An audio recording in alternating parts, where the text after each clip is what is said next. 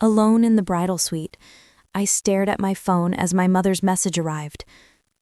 Honey, we're so sorry, but Taylor's beach trip came up suddenly and she really needs us there. You understand, right? You've always been the independent one. Tears blurred my vision as the wedding coordinator knocked, announcing it was time. No father to walk me down the aisle, no mother to adjust my veil. Just me, Ariana Wilson, about to marry the love of my life while my family chose my little sister's vacation instead. I suppose I should have seen it coming. Growing up as the oldest daughter in the Wilson family meant one thing: being overshadowed by my little sister, Taylor, from the moment she was born. Where I was practical and responsible, Taylor was spontaneous and charming. My achievements were expected, hers were celebrated. When I earned straight A's in high school, my parents nodded approvingly. When Taylor managed a B-, they took her out for ice cream. That's just how it is, I told myself repeatedly over the years. Taylor needs more attention. I learned to be self-sufficient early on. While other kids had parents at their school plays and soccer games, mine were usually at Taylor's dance recitals or helping her with projects. I drove myself to college visits, filled out my own financial aid forms, and moved into my dorm alone. Meanwhile, my parents took 2 weeks off work to help Taylor transition to her freshman year at college, only 30 minutes from our house. Despite everything, I maintained a relationship with my family. Weekly phone calls with Mom, holiday visits, and the occasional dinner when schedules aligned. I kept hoping that someday they would truly see me and offer just a fraction of the attention they lavished on my sister. Then I met Jackson Andrews at a graphic design conference in Chicago. Tall, with warm hazel eyes, and a laugh that made everyone around him smile. Jackson saw me immediately. Not only that, he valued me, listened to me, and made me feel like the most important person in the room. 6 months of dating turned into a year, and on our anniversary, he proposed on the shore of Lake Michigan. "You're everything I've ever wanted," he said, down on one knee. "I want to build a life with you, Ariana." When I called my parents with the news, my mother's first response was, "Oh, that's nice, honey. Did you hear Taylor got promoted at her job after only 6 months?" Still, I persevered. I wanted my family at my wedding. I wanted the dream of my father walking me down the aisle, my mother helping me prepare. So I invited them into the planning process, sending venue options and asking for opinions on flowers and music. "Whatever you think is best, honey," my mother would say, before quickly changing the subject to Taylor's latest adventure or accomplishment.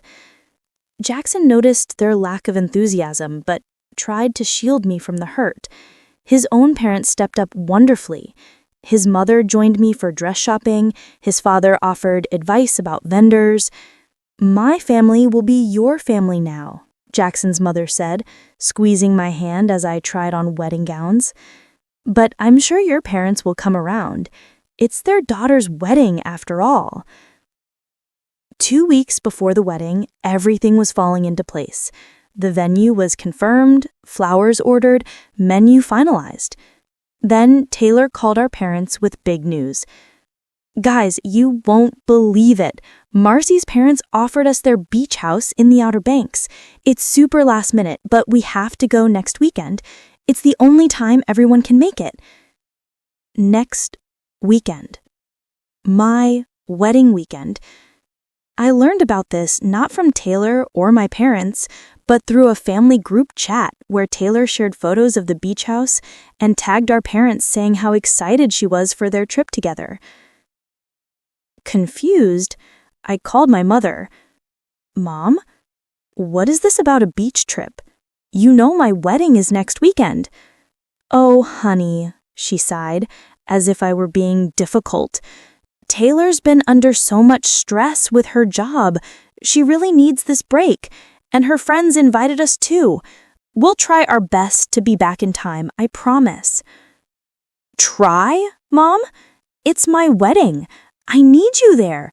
Dad is supposed to walk me down the aisle. Ariana, you've always been so independent. You've got everything under control. Taylor needs us right now. I ended the call feeling numb. Surely they wouldn't actually miss my wedding for a beach trip. They would come to their senses. The night before my wedding, as I sat with Jackson's family at the rehearsal dinner, my father finally called. "Princess," he said, using a nickname he hadn't used in years. "I hate to do this, but we won't make it tomorrow. Taylor's friend had car trouble, so we got a late start. We're still in North Carolina, and there's just no way to get back in time." My hand trembled as I held the phone. "You're choosing a beach trip over my wedding day?" "It's not like that. Taylor was counting on this trip. She's been having such a hard time lately. You're getting married. You'll be fine. You have Jackson now."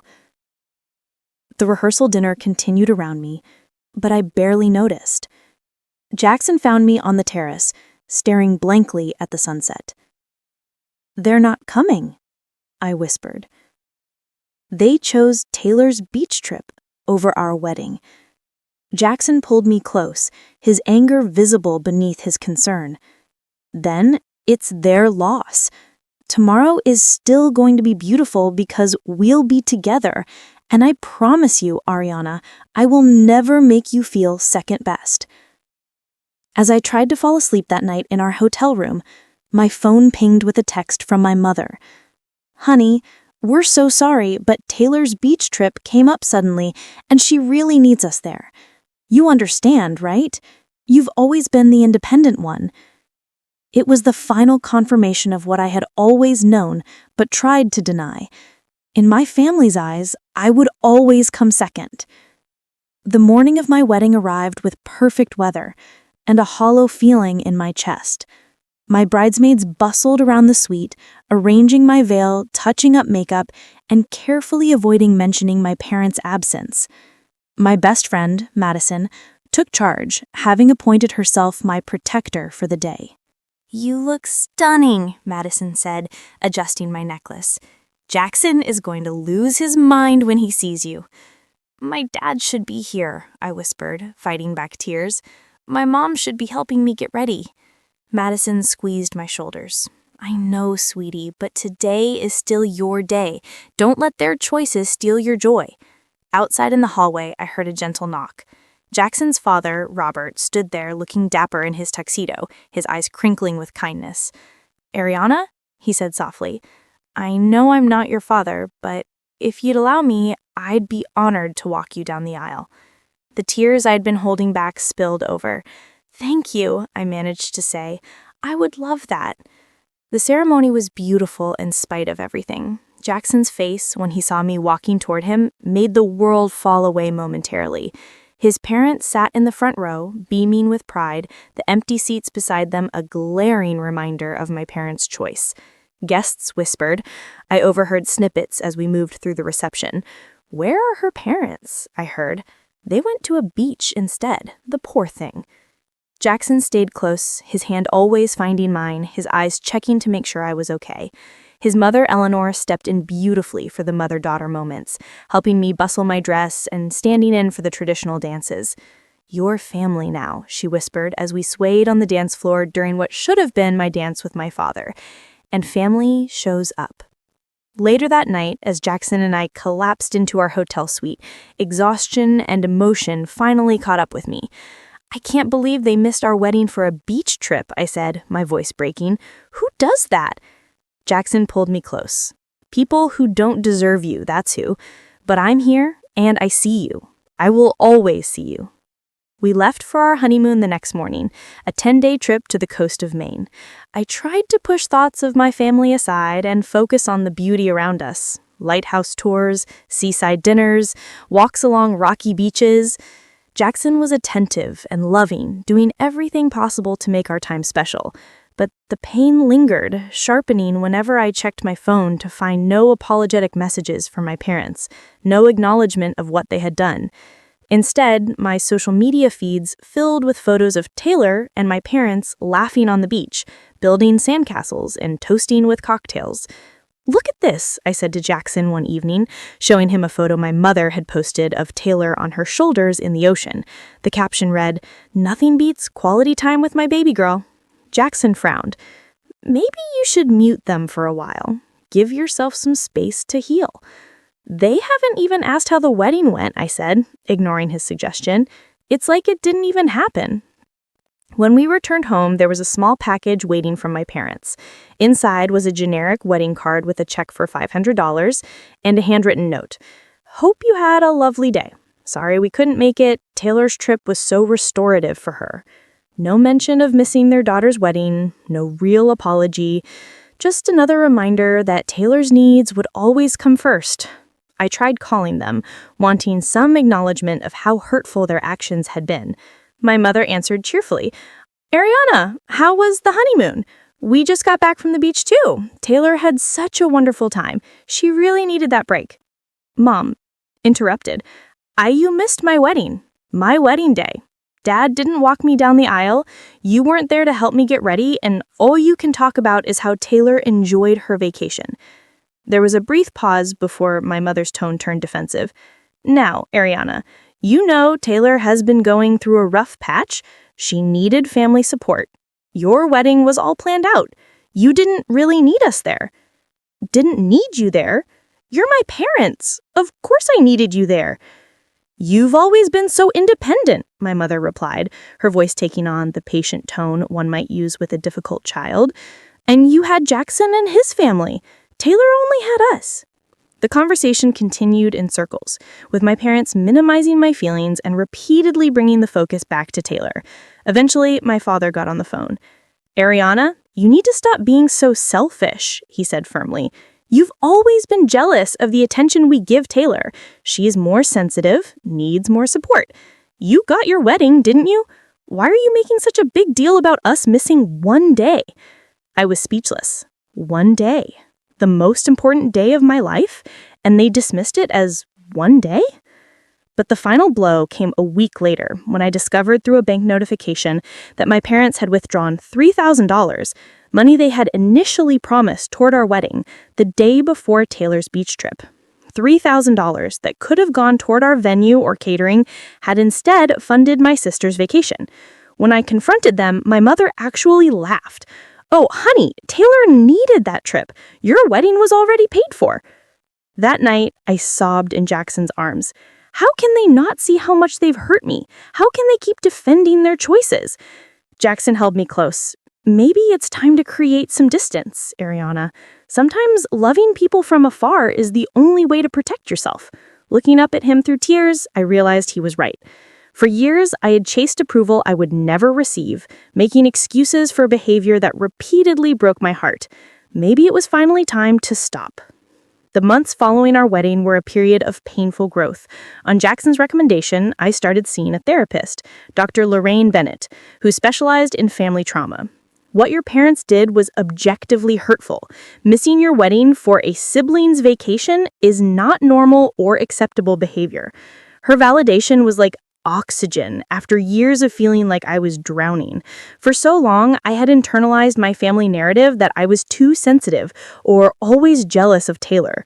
Hearing someone confirm that my pain was legitimate helped me begin to heal. With Dr. Bennett's guidance, I started establishing boundaries with my family. I limited phone calls to once every 2 weeks instead of my usual weekly check-ins. I muted their social media accounts to avoid the constant stream of Taylor-centric posts. When they asked for favors, which were surprisingly frequent now that I was paying attention, I learned to say no without feeling guilty. My parents noticed the change immediately and pushed back hard. "Why are you being so difficult lately?" my mother demanded during one of our phone calls. "Is this still about the wedding? You need to get over that and move on." "We're family. I am moving on," I replied calmly, using the scripts Dr. Bennett had helped me prepare.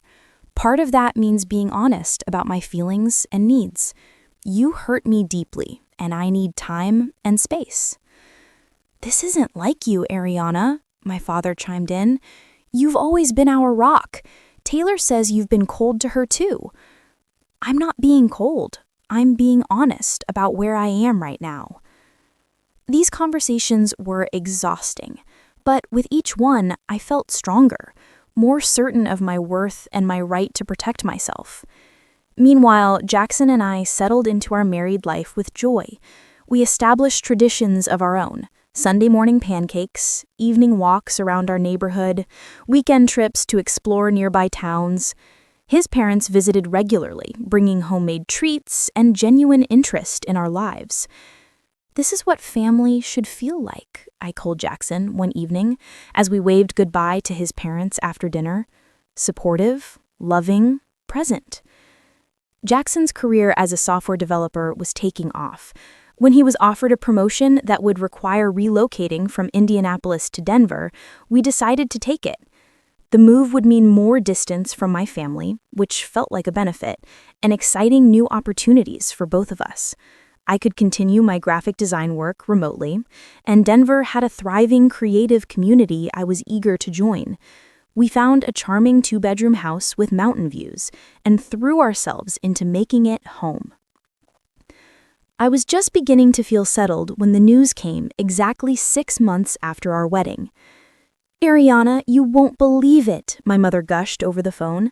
"Taylor got engaged last night. Isn't that wonderful?" Taylor and her boyfriend, Nate, had been dating for only 3 months. They'd met at a work function and had a whirlwind romance that, according to my mother, was just like a fairy tale. "That's very fast," I said carefully. "When it's right, you just know," my mother replied dismissively. "We're already looking at venues. Taylor wants a summer wedding, so we only have 4 months to plan everything."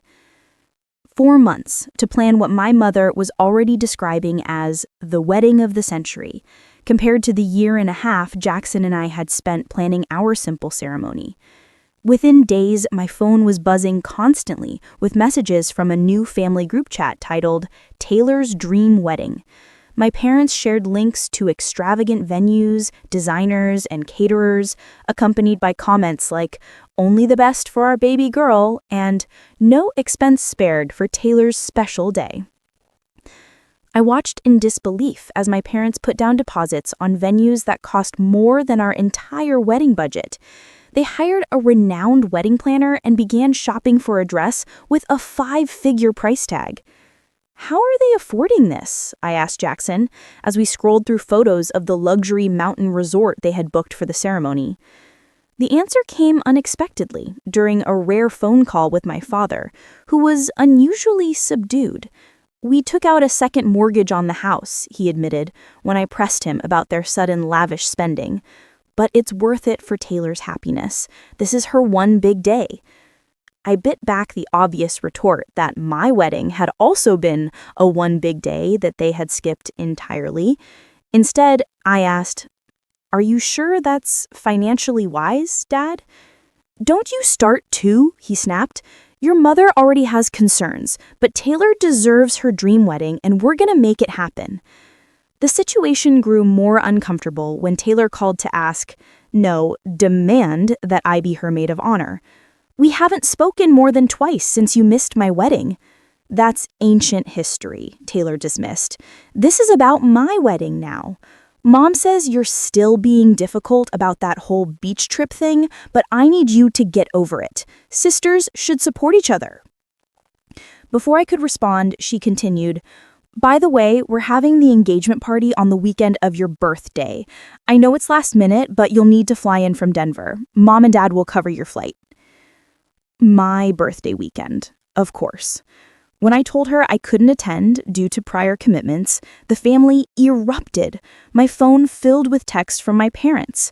"Taylor is heartbroken you won't be at her engagement party. After everything we've done for you, you can't do this one thing for your sister. Family should come first, Ariana." I showed the messages to Dr. Bennett during our next video session. "After everything they've done for you," she repeated thoughtfully. "What exactly do they think they've done for you that creates this obligation?"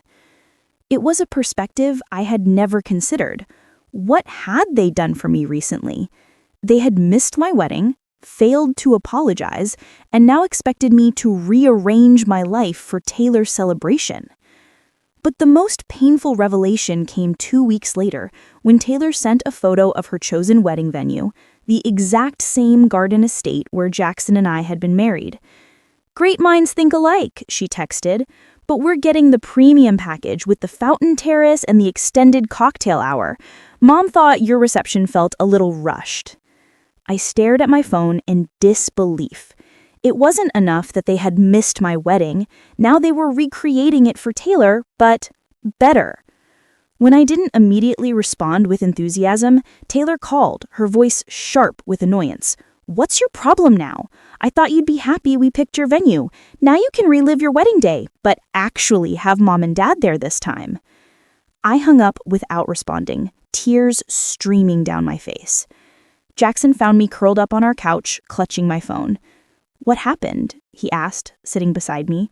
Through tears, I explained about the venue, showing him Taylor's message and recounting her cruel comment. Jackson's expression hardened. "That's it," he said firmly. "I've tried to be supportive of your relationship with your family because I know you love them, but they are hurting you repeatedly and deliberately. They missed our wedding for a beach trip, and now they're throwing an extravagant celebration for Taylor at the same venue. No more." His protective anger gave me strength.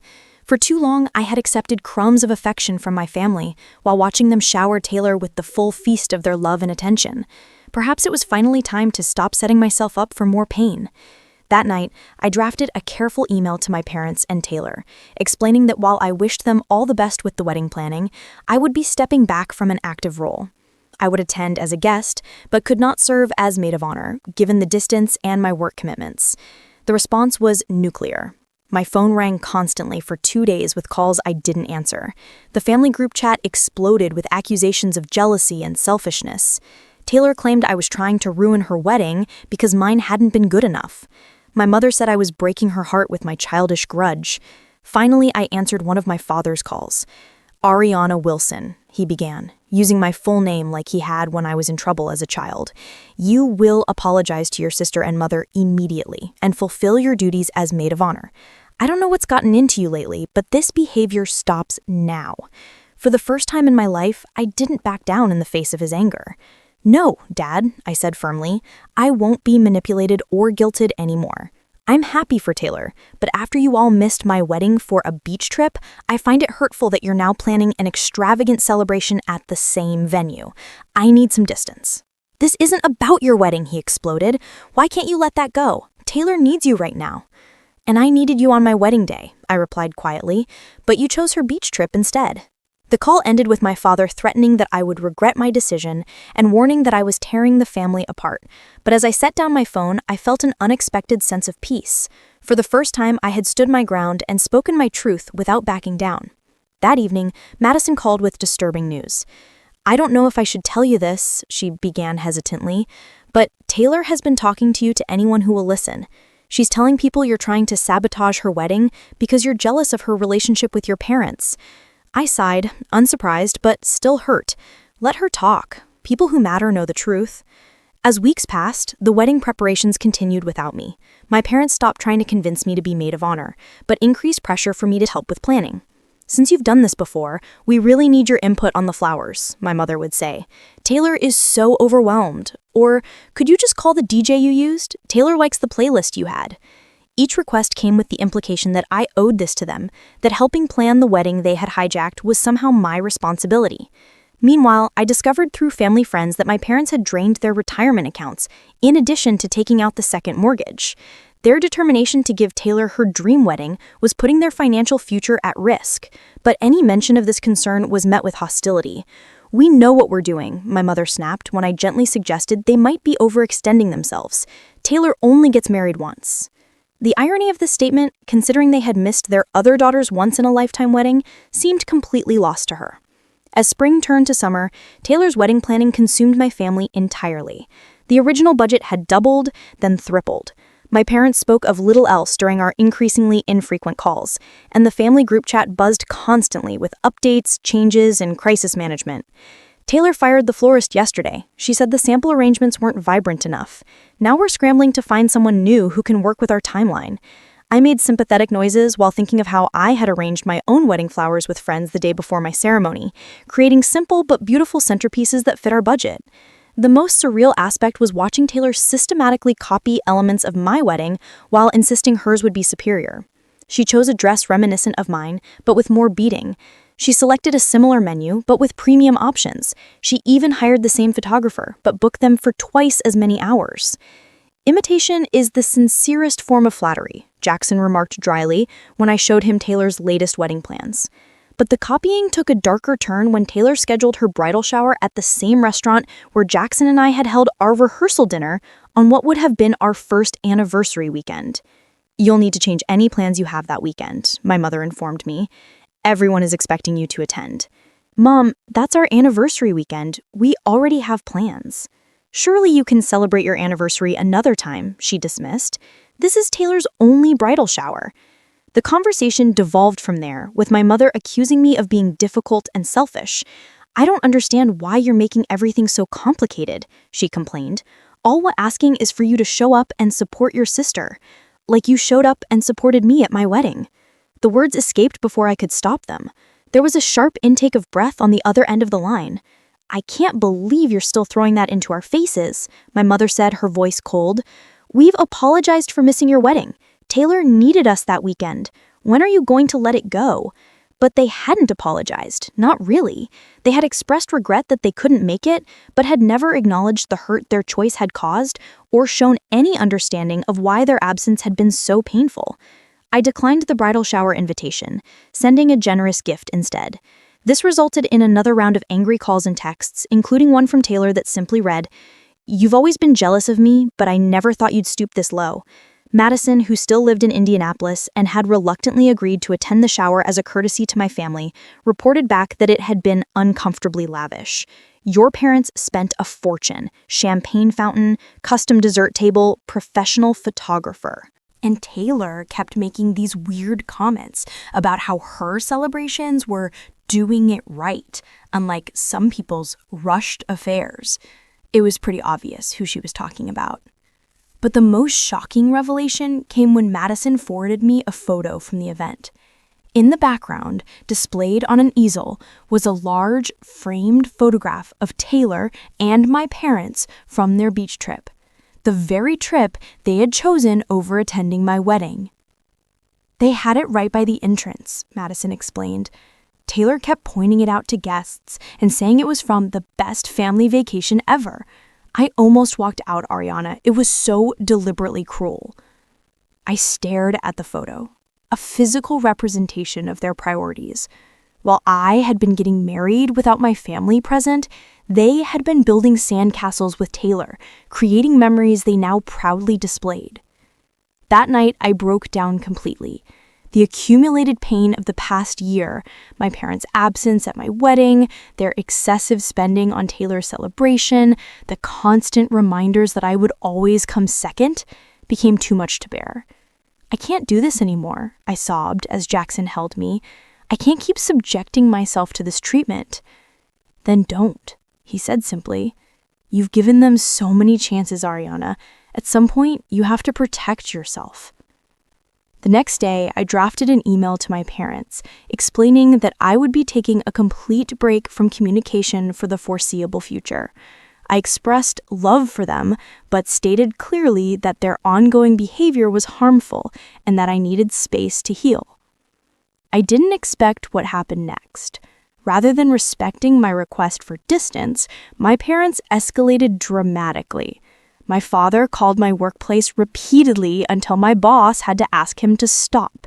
My mother showed up at our Denver home unannounced one afternoon, having flown in specifically to talk sense into me. "This has gone far enough," she declared when I reluctantly let her in.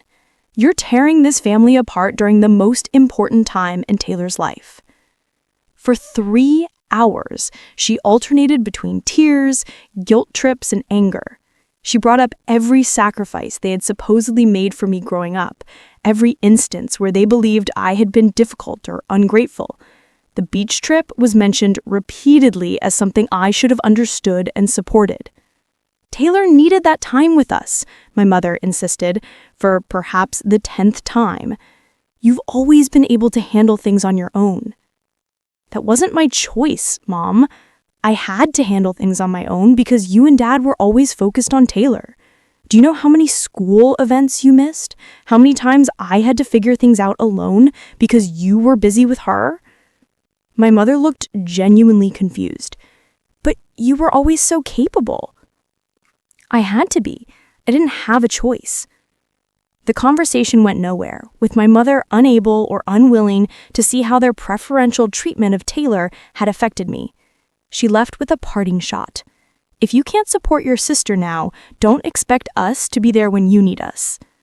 I nearly laughed at the absurdity. You already weren't there when I needed you most. After she left, I changed my phone number, blocked my family on social media, and asked friends not to share information about me with them. It was a drastic step, but it felt necessary for my mental health. For a few weeks, there was blessed silence.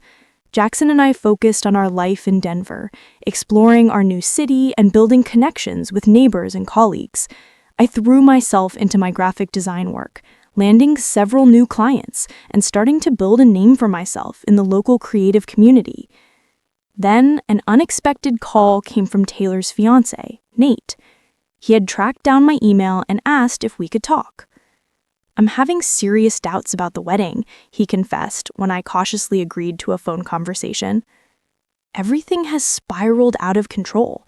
Your parents have refinanced their house, Taylor changes her mind daily about what she wants, and there's constant drama. I'm starting to wonder if we should postpone until things calm down. I chose my words carefully, aware that anything I said could be twisted. Marriage is a big commitment, Nate. It's normal to have doubts, especially when the planning process becomes stressful. Maybe taking some time to think things through would be helpful. That's just it, he continued. I've tried to suggest scaling back or delaying, but Taylor gets hysterical at the mere suggestion. Your parents back her up completely. They act like canceling or postponing would be the end of the world. Maybe you and Taylor could benefit from some premarital counseling to help navigate these feelings and pressures. It was an innocuous suggestion, one any reasonable person would consider helpful. But I had underestimated how desperately my family needed someone to blame for any problems. The next day, my email and work voicemail were flooded with messages from Taylor and my parents. Taylor accused me of trying to sabotage her relationship out of jealousy. My mother claimed I had deliberately poisoned Nate against the family. My father threatened legal action for intentional infliction of emotional distress. Friends reported that Taylor was telling everyone who would listen that I had tried to convince Nate to leave him at the altar. The story grew more dramatic with each retelling, with some versions claiming I had revealed non-existent infidelities or financial problems to scare him away. 2 days later, the news came. Nate had temporarily called off the engagement, citing the need for space to reconsider. My phone rang almost immediately with a call from my father's number. Against my good judgment, I answered. "Are you happy now?" he shouted without preamble. "You've ruined your sister's life. She's devastated." "Dad, I didn't." "Don't lie to me. Nate told Taylor everything. How you said they weren't compatible, how you told him he was making a mistake. Your jealousy has gone too far this time, Ariana." I tried repeatedly to explain what had actually happened, but my father wasn't interested in the truth. In his mind, and undoubtedly in Taylor's and my mother's as well, I had deliberately sabotaged the wedding out of spite. The situation reached a breaking point when my parents and Taylor insisted on a family meeting to address the damage I had caused. Against Jackson's advice, I agreed to a video call, hoping to clear the air. It was a disaster from the start. Taylor sobbed dramatically while my parents took turns berating me. When I attempted to explain my actual conversation with Nate, Taylor screamed that I was lying. "You've always been jealous of me. You couldn't stand that Mom and Dad love me more, that they chose to be with me instead of at your stupid wedding, so you had to ruin mine too." The naked truth of her statement. Mom and Dad love me more. hung in the air. Neither of my parents contradicted her or seemed uncomfortable with her words. In that moment, something shifted inside me. For years, I had been trying to earn equal love and attention from my parents, hoping they would eventually see me as deserving of the same care they lavished on Taylor. But looking at their faces on the screen, united in their anger toward me, I finally accepted what had always been true. I would never be their priority. "I think we're done here," I said quietly, and ended the call. 3 months before Taylor's rescheduled wedding date, my father had a health scare. It wasn't serious, elevated blood pressure that led to dizziness and a brief hospital visit, but my mother used it as leverage to pull me back into the family orbit. "Your father's health is suffering because of this rift in the family," she said when I answered her call from the hospital number. "The doctor said stress is a major factor. He needs peace right now, Ariana. We all do." Despite everything, I still loved my parents. The thought of my father unwell stirred complicated emotions: concern, guilt, and a deep-seated desire to make things right somehow. "What exactly are you asking me to do?" I asked cautiously. "Just be part of the family again," my mother replied, her voice softer than it had been in months. "Help with some of the wedding preparations to take pressure off your father. Taylor and Nate worked through their issues and the wedding is back on. We need to put all this unpleasantness behind us." Against my better judgment, and despite Jackson's concerned warnings, I agreed to a tentative truce. I wouldn't be in the wedding party, but I would attend and help with some planning tasks that could be done remotely. The reconciliation felt fragile from the start. My parents were overly polite during our calls, as if speaking to a stranger they needed to appease. Taylor vacillated between cold distance and performative sisterly affection, sometimes sending cheerful messages about sister bonding, followed by passive-aggressive comments about my limited involvement. I maintained careful boundaries, agreeing only to tasks I could manage from Denver. Reviewing vendor contracts, creating digital mock-ups of table arrangements, designing the wedding program. Each time I completed a task, I received tepid thanks, followed by requests for just one more thing. The situation with Nate remained awkward. He sent a brief email apologizing for any trouble caused, explaining that he and Taylor had worked through their issues with the help of their parents. The phrasing suggested he had accepted their version of events regarding my role in their temporary breakup. For a few weeks, things seemed to stabilize into an uneasy peace. Then, Madison called with information that shattered the fragile truce. "I don't know how to tell you this," she began, her voice unusually serious. "But I was at my cousin's dinner party last weekend, and your Aunt Judy was there. My mother's sister Judy had always been close to our family. She and my mother spoke daily, and she had been heavily involved in Taylor's wedding planning. She was talking about you, Ariana, saying how sad it was that you refused to help financially with Taylor's wedding, even though you have all that money from your husband's job. She said you told your parents you wouldn't give a dime because you were still angry about them missing your wedding." I sat down stunned. I never said that. They never even asked me for money. "That's not all," Madison continued reluctantly. "She said you tried to break up Taylor and Nate because you were jealous of their relationship and that you've been spreading lies about your parents draining their retirement accounts for the wedding." The betrayal cut deep. Not only had my parents been trash-talking me to extended family, but they had been actively lying about me, painting me as petty and vindictive. More revelations followed as I reached out to other family members.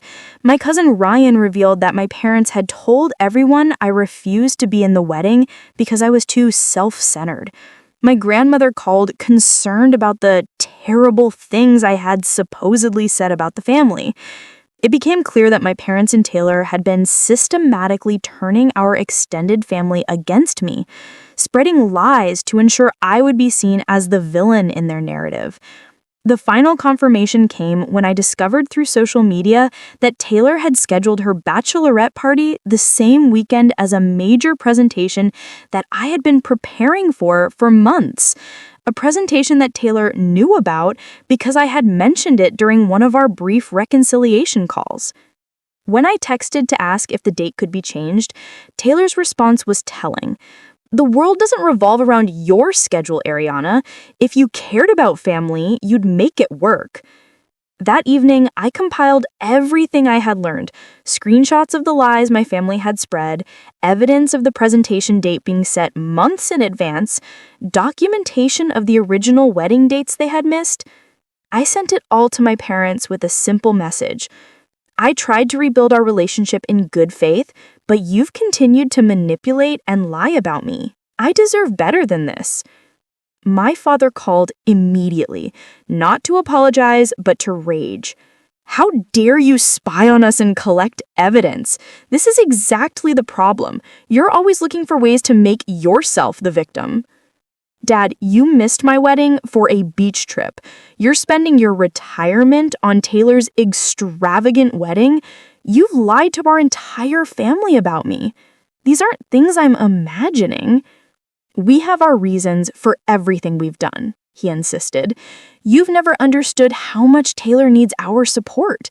If you can't be a proper sister and daughter, maybe it's better if you don't attend the wedding. It felt like a relief to hear him say it, an exit from the toxic cycle I had been trapped in for months. Maybe you're right, I agreed, surprising him into silence. Maybe it is better if I don't attend. After hanging up, I blocked their numbers again and sent a final email stating that I would not be attending the wedding. I wished them well, but explained that I needed to remove myself from a situation that was causing me continuous pain. The response was swift and dramatic. My mother left tearful voicemails on Jackson's phone since she could no longer reach mine. My father sent stern emails warning I would regret abandoning the family. Taylor posted vague but pointed social media updates about toxic people and learning who your real family is. But for the first time, their reactions didn't devastate me. I had finally accepted that I couldn't make them see me as worthy of the same love and consideration they gave Taylor. Their worldview was fixed. Taylor was the fragile one who needed protection and support, while I was expected to be endlessly understanding and self-sufficient. As Taylor's wedding date approached, the pressure intensified. Friends and family members I hadn't spoken to in years suddenly contacted me, urging reconciliation. "Your parents are heartbroken," my uncle wrote. "Surely you can set it aside for one day." These messages revealed how effectively my parents had controlled the narrative. No one seemed to know or care that they had missed my wedding entirely, but my potential absence from Taylor's was being treated as an unforgivable betrayal. Through it all, Jackson remained my rock. "You don't owe them your presence," he reminded me. "Not after everything they've done." One evening, as we sat on our deck watching the sunset over the Denver skyline, he asked a question that helped clarify everything. If Taylor was getting married and your parents weren't your parents, if they were just people you knew, would you want to attend this wedding? The answer was immediate and obvious. No, absolutely not. Then there's your answer, he said simply. Don't go out of obligation to people who have never prioritized you. 2 weeks before the wedding, my therapist, Dr. Bennett, helped me draft a final message to my parents explaining my decision in clear, non-accusatory terms. I expressed love for them, but maintained that their behavior had been hurtful and that I needed to protect my own well-being. Perhaps in time we can rebuild our relationship on healthier terms, I wrote. But that will require acknowledgement of the patterns that have brought us to this point. I didn't expect a response, and for several days, none came. Then, exactly 1 week before Taylor's wedding, everything changed. The call came at 11:30 on a Tuesday night. Jackson and I were already in bed, nearly asleep, when his phone lit up with my father's number. "Don't answer it," I mumbled, burrowing deeper under the covers. But Jackson, always the more diplomatic one, reached for the phone.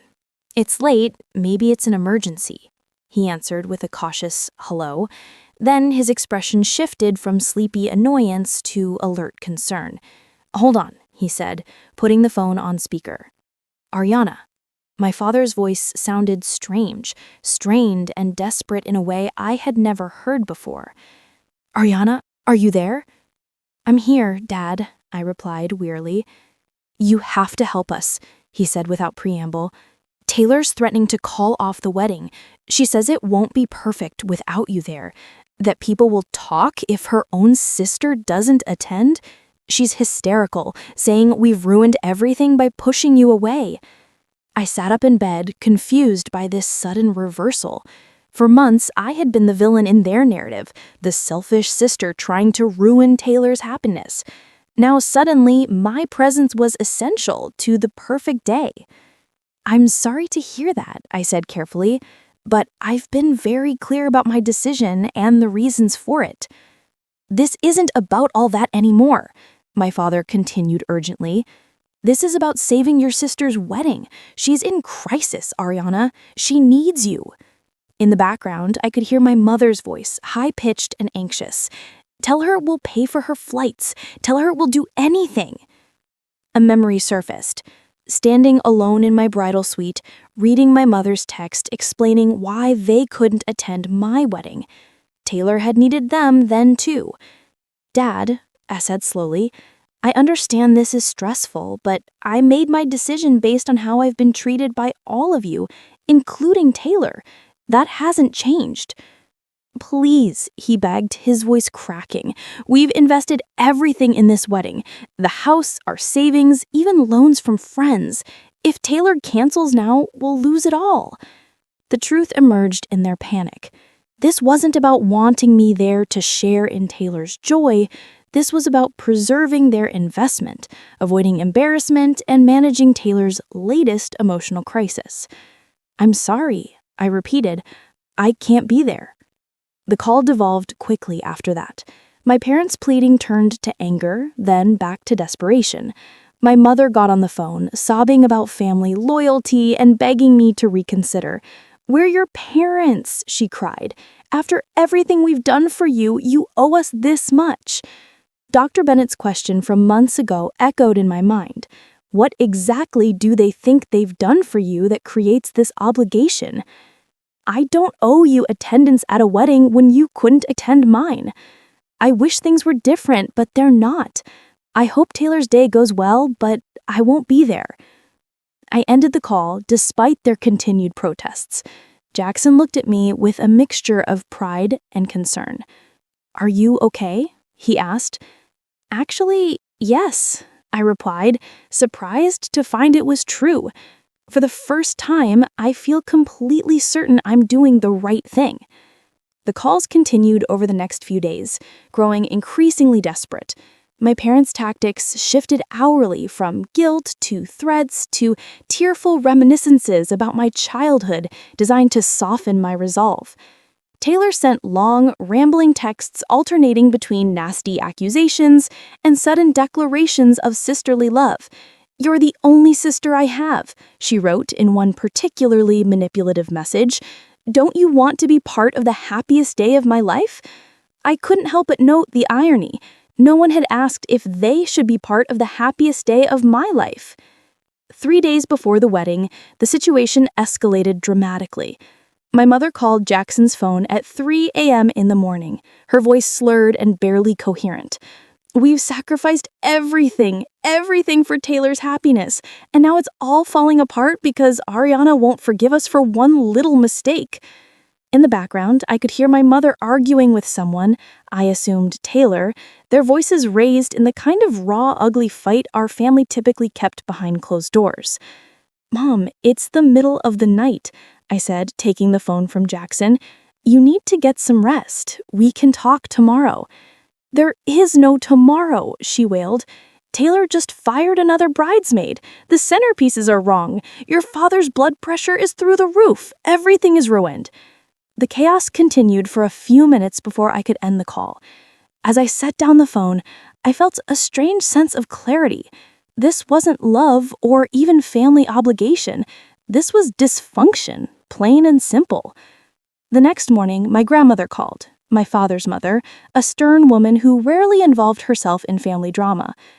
"Ariana," she said without greeting, "I've just spent the night at your parents' house and I've seen enough. This wedding has turned everyone into people I don't recognize." She sighed heavily before continuing. "I didn't know they missed your wedding for a beach trip. No one told me that part. I'm calling to say I think you're right to stay away from this mess." Her validation brought unexpected tears to my eyes. "Thank you, Grandma." She added, "Your grandfather and I will be skipping the circus too. We've sent a gift, but told your father we're too old for such nonsense. Maybe when this is over, you can come visit us in Florida instead." That afternoon, a final call came from Nate, Taylor's beleaguered fiancé. He sounded exhausted. "I just want you to know that I understand why you're not coming. This whole thing has gotten completely out of hand. But we're going through with it because canceling now would be even worse. I hope it works out for you, Nate. I really do. Taylor's not a bad person. She's just been allowed to be the center of everything for so long. Your parents have created the situation as much as anyone." It was perhaps the most insightful thing anyone in my family's orbit had said in years. The day before the wedding, I received a joint voicemail from my parents. My father spoke first, his voice unnaturally controlled. "Ariana, this is your final chance to do the right thing. Taylor has agreed to forgive you if you attend tomorrow. We've arranged a ticket on the 6 a.m. flight. We expect you to be there." My mother added tearfully, "Honey, please, we've spent over $80,000 on this wedding. We've taken loans. We can barely afford. Your sister is devastated." If you ever loved this family, you'll be on that plane. $80,000. The figure stunned me. For a wedding that would last one day, they had spent more than many people's annual salary, had mortgaged their future, and now expected me to validate their choices by showing up and pretending all was well. I deleted the message without responding and turned off both our phones for the evening. Jackson and I ordered takeout and watched movies, deliberately creating a peaceful bubble as the storm raged hundreds of miles away. The next morning, Taylor's wedding day, I woke early, half expecting to feel guilt or doubt. Instead, I felt an overwhelming sense of peace. While my family was undoubtedly in the midst of last-minute wedding chaos, I was free from the drama and manipulation that had defined our relationship for so long. I opened my laptop and composed a short message to Taylor, sending it to her personal email rather than her phone so she would find it after the wedding. "Taylor, I wish you happiness today and in your marriage. Our relationship has been complicated, and I haven't always felt valued or respected within our family. I hope someday we can build a healthier connection, but for now, I need to maintain the boundaries I've set. Take care of yourself, and congratulations on your wedding." It was simple, direct, and honest, qualities our family interactions had lacked for years. That evening, as Taylor's wedding reception would be in full swing, Jackson and I hosted a small dinner for the people who had truly supported us. Madison, who had flown in from Indianapolis, Jackson's parents, my friend Leah from work, and two couples from our neighborhood who had become close friends. As we raised glasses in a toast, I felt a profound gratitude for these relationships built on mutual respect and genuine care. "To chosen family," Jackson said, his eyes meeting mine with understanding, "and to Ariana, the strongest person I know." Later, as our friends lingered over dessert, my phone lit up with an unknown number. Against my better judgment, I answered. It was Taylor's best friend, Samantha, calling in a panic. "Ariana, I know you didn't want to come, but it's really bad here. Taylor's had a complete meltdown. The photographer caught Nate looking unenthusiastic in some pictures. Your mom is crying in the bathroom, and your dad looks like he might pass out. Taylor's demanding that someone get you on the phone right now." In the background, I could hear the chaos. Raised voices, crying, the muffled sounds of a celebration turned sour. 6 months ago, even 3 months ago, I might have felt responsible somehow. I might have rushed to fix the situation, or at least felt guilty for not doing so. But now, listening to the familiar sounds of family drama playing out at what should have been a joyous occasion, I felt only sadness and resolution. I'm sorry, Samantha, I can't help with this. Please take care of yourself and maybe suggest to my parents that everyone take a breath and try to enjoy what's left of the evening. As I hung up, Jackson caught my eye from across the room, a question in his expression. I smiled reassuringly and rejoined our dinner party, leaving my family to manage the crisis they had created. The next morning, the barrage began. Texts, voicemails, and emails describing the wedding in excruciating detail, each message designed to maximize guilt and regret. According to various reports, Taylor had cried during the ceremony because her sister wasn't there. My mother had collapsed from stress and needed smelling salts. My father's blood pressure had spiked dangerously. Guests had asked repeatedly where I was, forcing the family to make excuses. "You've ruined what should have been the perfect day," my mother wrote. "I don't know if this family will ever recover." I read each message once, then deleted it without responding. There was nothing left to say, no explanation that would satisfy them. In their narrative, I would always be the villain, the selfish daughter who abandoned her family in their time of need. But I knew the truth. I had simply, finally, said, "Not this time." 6 months after Taylor's wedding, life had settled into a peaceful rhythm. Jackson and I had fully embraced our life in Denver, making friends, advancing in our careers, and even discussing starting a family of our own. The painful saga with my parents and sister had faded into the background, a chapter closed, if not completely healed. I maintained minimal contact with my parents, birthday cards, Christmas greetings, occasional brief emails, but kept firm boundaries. No calls, no visits, no reopening of old wounds. They had made half-hearted attempts at reconciliation, always tinged with subtle guilt trips and missing any real acknowledgement of their behavior. "We miss you," my mother would write. "Families should stick together no matter what." Never, "We understand why you are hurt. We're sorry for the pain we caused." I had come to accept that this was the most they could offer. My therapist, Dr. Bennett, helped me understand that some people are simply incapable of the self-reflection necessary for true change. She advised, "You can love them from a distance and build a life filled with people who value you properly." That's exactly what I was doing. Jackson's parents visited regularly, bringing warmth and genuine interest in our lives. Madison had connected me with her cousin who lived in Denver, leading to a new friendship. My graphic design business was thriving with a growing client list and increasingly prestigious projects. Then, on an ordinary Tuesday morning, an unexpected letter arrived. Not an email or a text, but an actual handwritten letter addressed in familiar handwriting, Taylor's handwriting. I stared at it for a long moment before opening it carefully, bracing for more accusations or manipulation. Instead, I found something entirely unexpected. "Dear Ariana," it began, "I'm not sure where to start.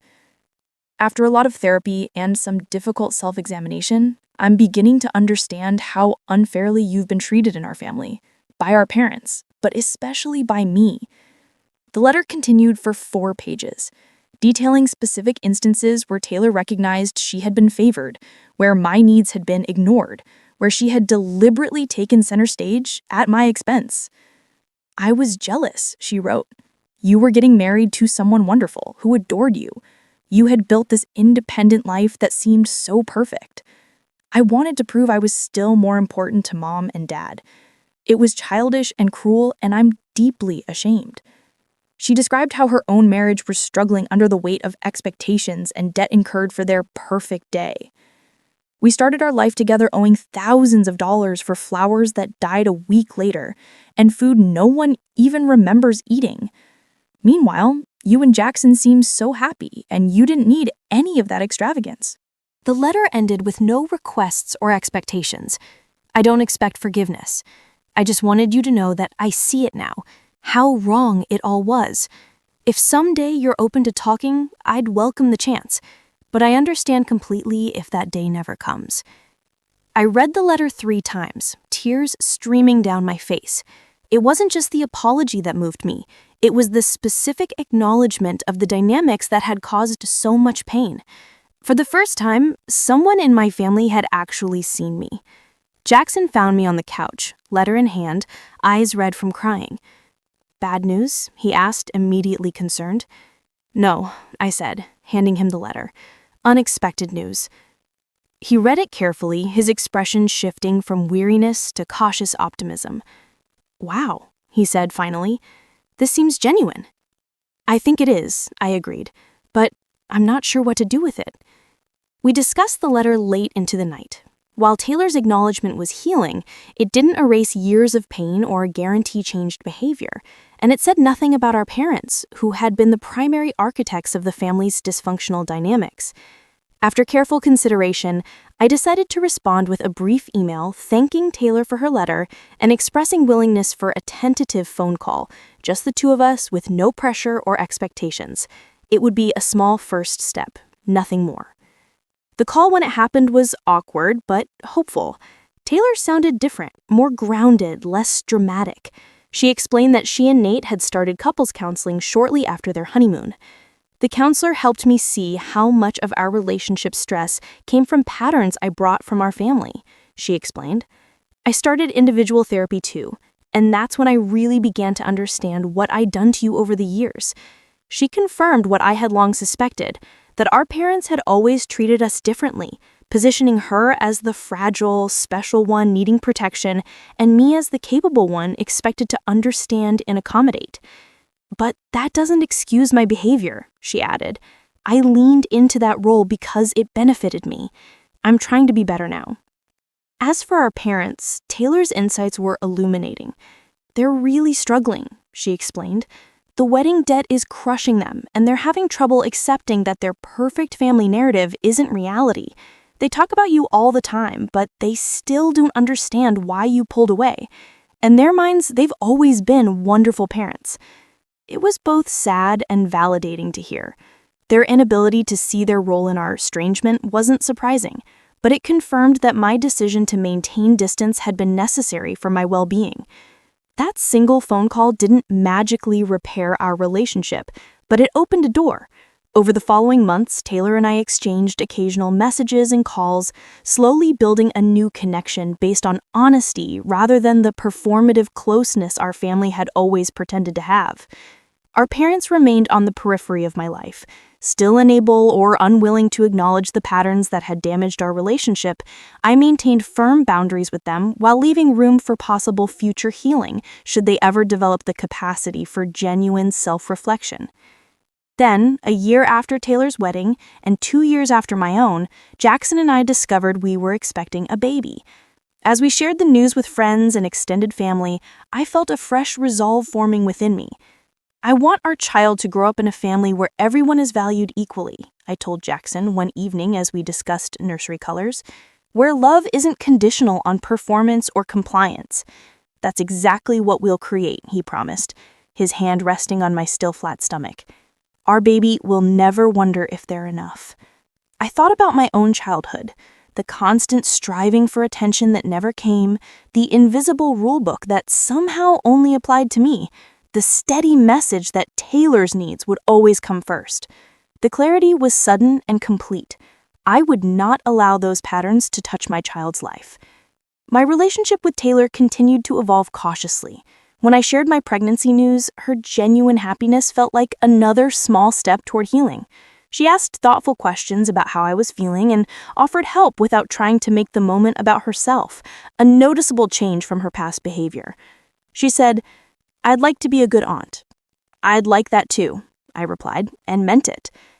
As for my parents, I shared the news with them through a brief but warm email, including an ultrasound photo, but no invitation for immediate involvement. Their response was typically self-centered excitement about becoming grandparents, with no acknowledgement of our strained relationship or how it might affect their role in my child's life. "We can't wait to spoil our first grandbaby," my mother wrote, as if the past 2 years of minimal contact had never happened. I didn't respond to that particular comment. In time, if they showed willingness to respect my boundaries and treat me with the same consideration they had always given Taylor, perhaps they could have a relationship with my child. But I would not expose a new generation to the same patterns that had caused so much pain. One evening, as Jackson and I sat on our deck watching the sunset, he asked what I had learned from the entire experience with my family. "I learned that love shouldn't hurt," I said, after considering his question. "That healthy families make room for everyone to be seen and valued, and that sometimes the bravest thing you can do is say, 'Not this time,' to patterns that harm you." He squeezed my hand. "You're going to be an amazing mother." Looking out at the mountains in the distance, I felt a sense of peace that had been hard-won through painful choices and difficult boundaries.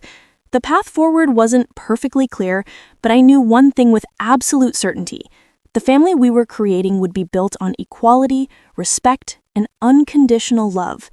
Every child would be celebrated for exactly who they were, not what they could provide emotionally for the adults in their lives. My parents had missed my wedding for a beach trip with my sister.